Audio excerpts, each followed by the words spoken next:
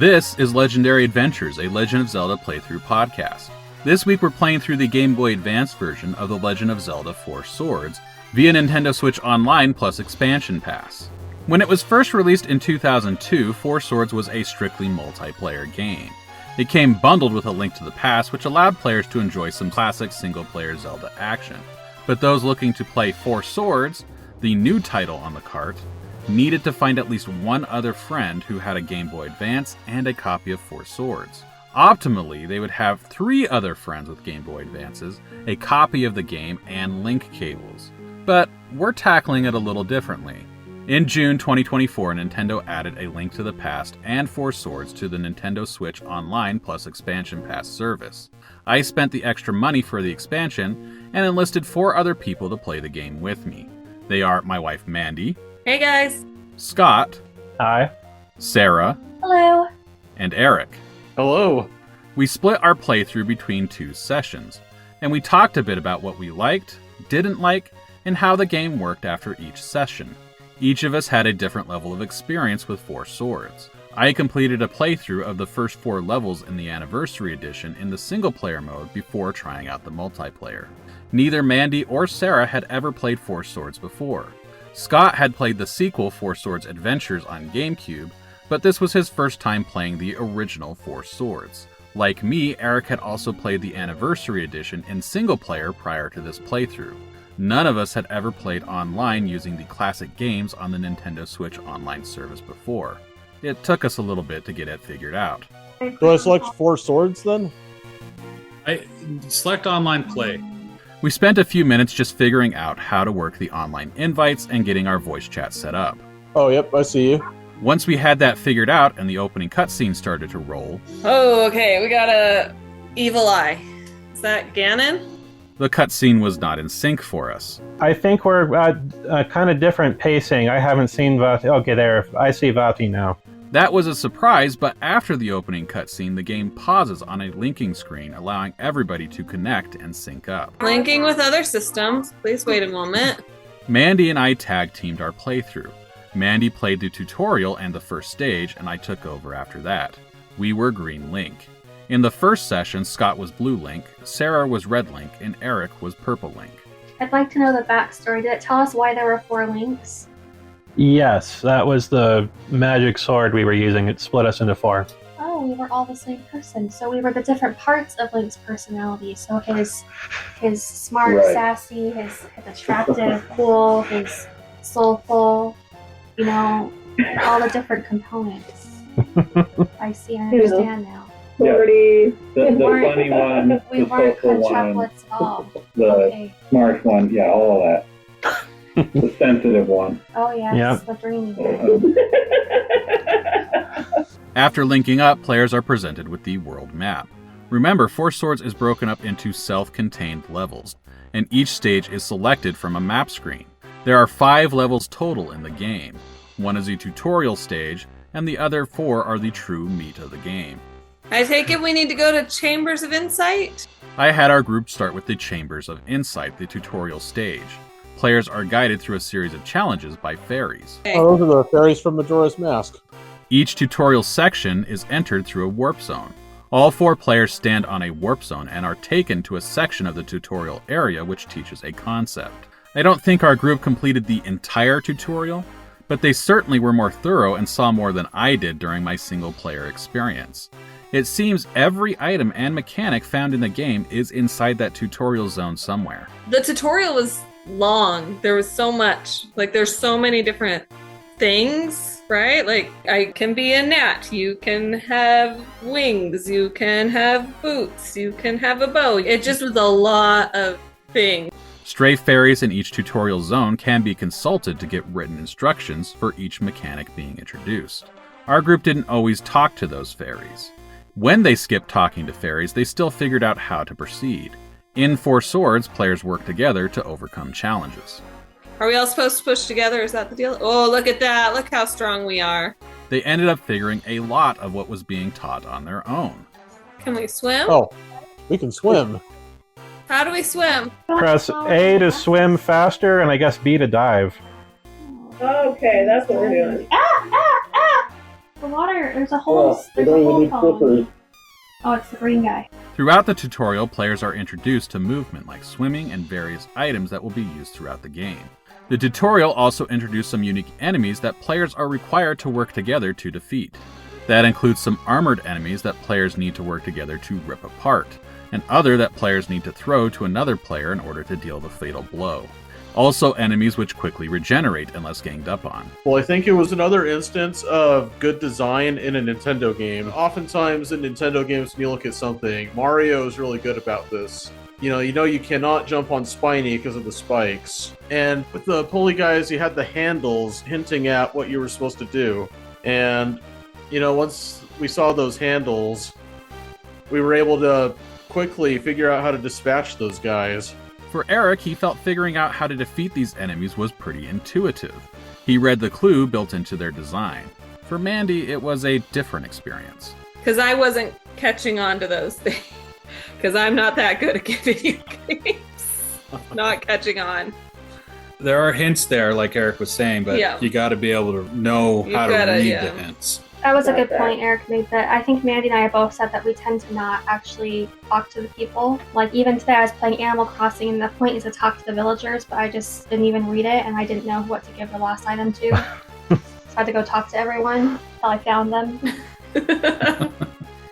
Yeah, I'm really good at just skipping over. Like, I don't think we talked to hardly any of the little fairy people that we were supposed to, who were supposed to tell us what we were supposed to do. We just were like, jump on a thing. Our group spent about 25 minutes in the tutorial stage before deciding to move on. They saw most of what the game had to offer and teach about, but again, not everything. Yeah, it took a little practice, but I guess that's what that large tutorial area was for. It kind of broke down each tool, and Except for the question mark, you didn't see that. well, we didn't do that one, but I'm not entirely sure what that would have been. It was a mystery. Beyond the tutorial, there are 3 levels available to play at first. Players need to complete all 3 before unlocking the final level. They are the Sea of Trees, Death Mountain, and Talus Cave. In each level, players work together to defeat enemies and solve puzzles. They also compete against each other to see who can collect the most rupees. Rupees are required to complete stages. If you don't collect enough, players will not be awarded the necessary key to unlock the final level. And running out of rupees will result in a game over. Oh, I died. Sorry, guys. Oh, I came back to life. I guess it just penalized us some money.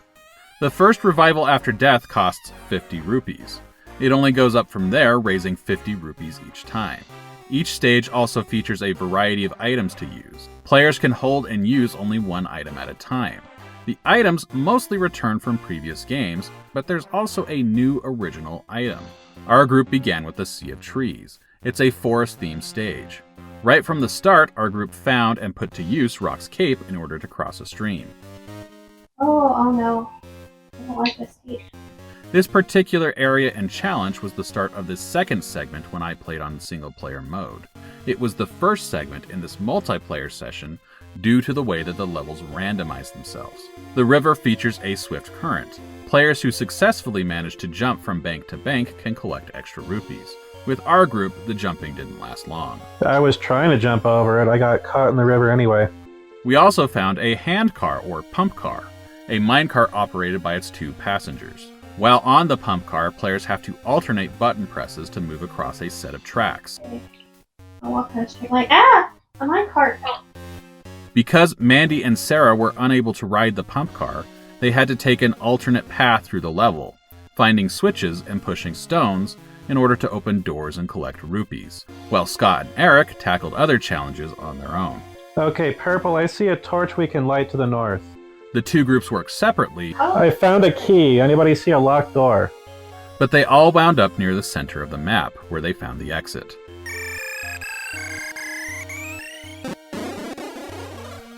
The second segment for our multiplayer group matched the first segment I encountered when I played single-player mode. Because our group had collected Rock's Cape in the first segment of the level, they were able to just jump over a pit and step on a switch to extend a bridge, while I had to pick up and throw a link over the hole. Eventually, they made their way to a hedge maze in the center of the level. It's here that our group came upon a unique enemy to 4 swords. The rupee, right? Oh, I don't like that.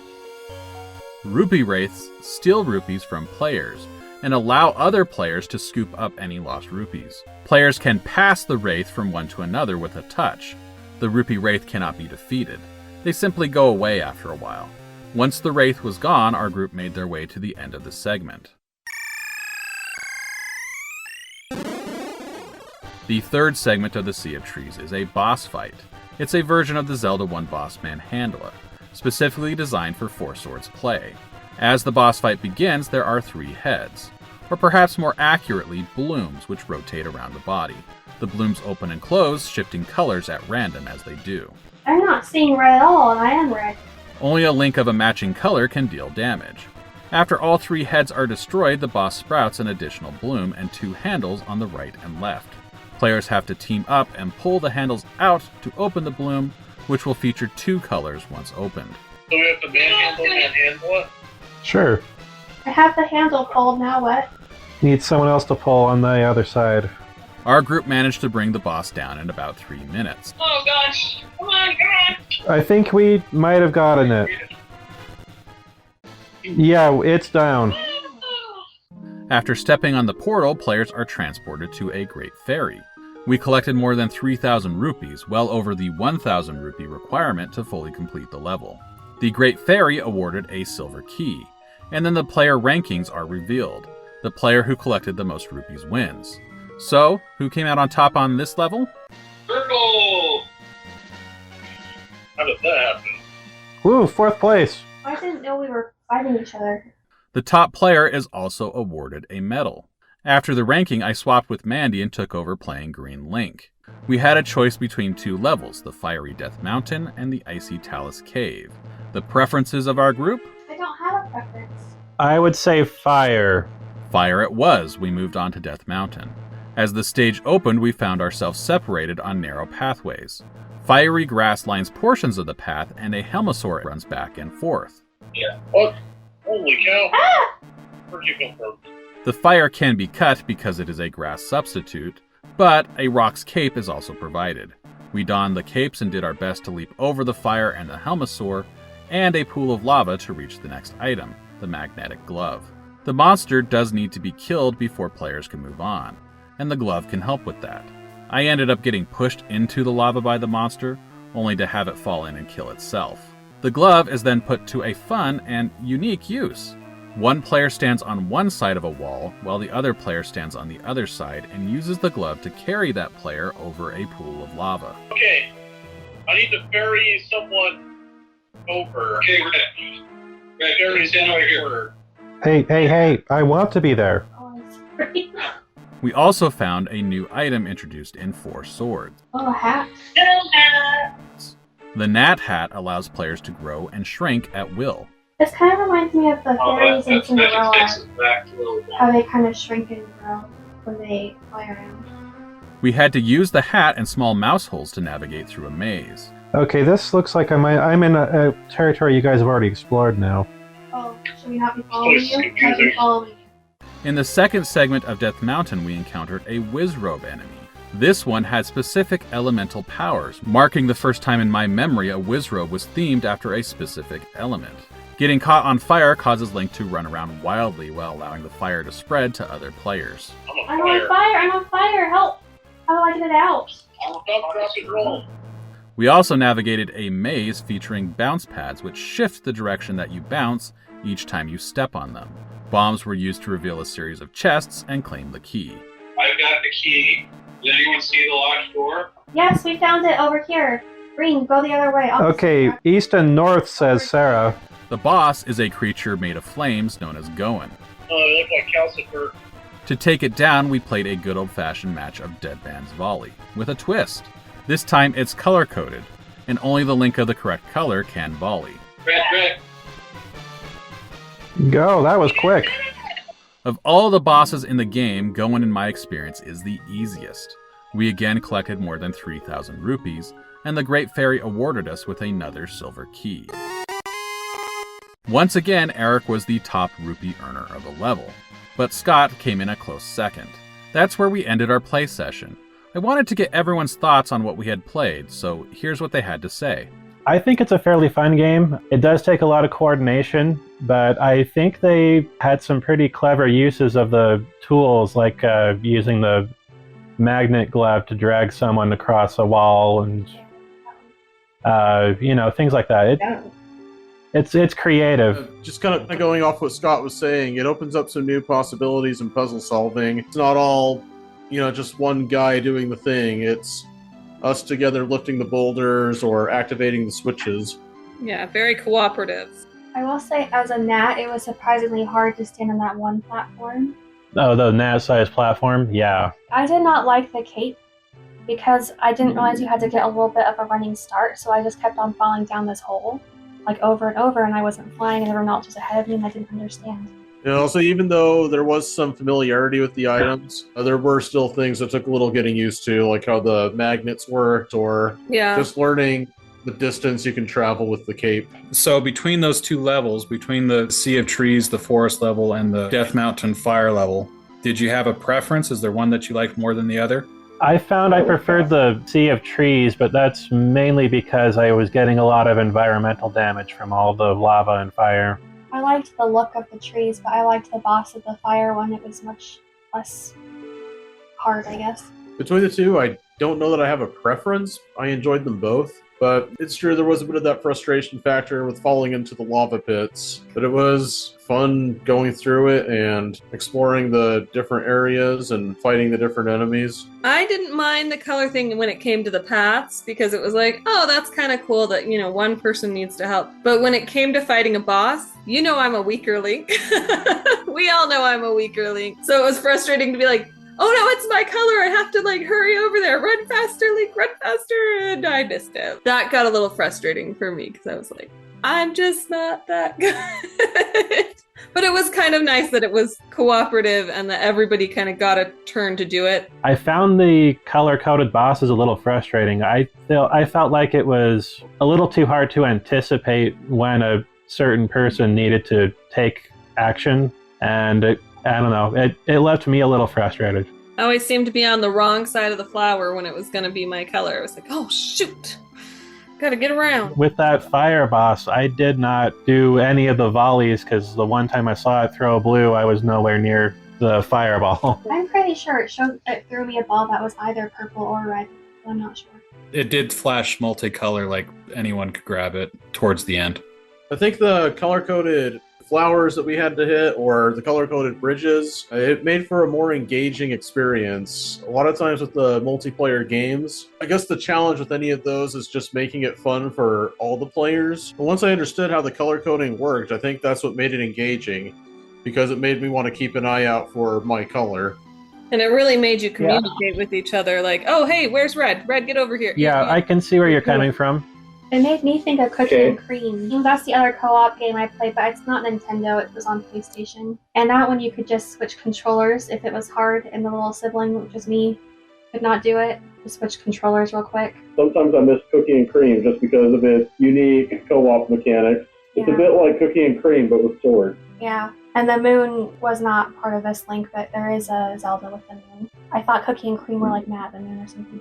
I think overall it was a really fun experience. I think this was my first time doing it properly with 4 players, and it's kind of nice that we were finally able to get the full experience.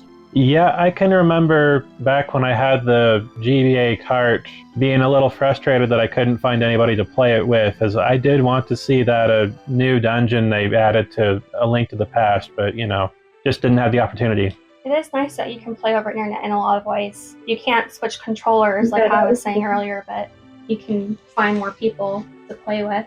Yeah, it was fun that we could all play in different states and different places and just get to play together and enjoy and have fun. Thanks for listening to this episode of Legendary Adventures Podcast. Next week, Sara, Scott, Erick, and I will take on the final 2 levels of the game over Nintendo Switch Online. If you enjoyed this episode and you want to follow along, please subscribe. If you've already subscribed, thank you. You're amazing. I'm Paul Riley, and I will see you next week.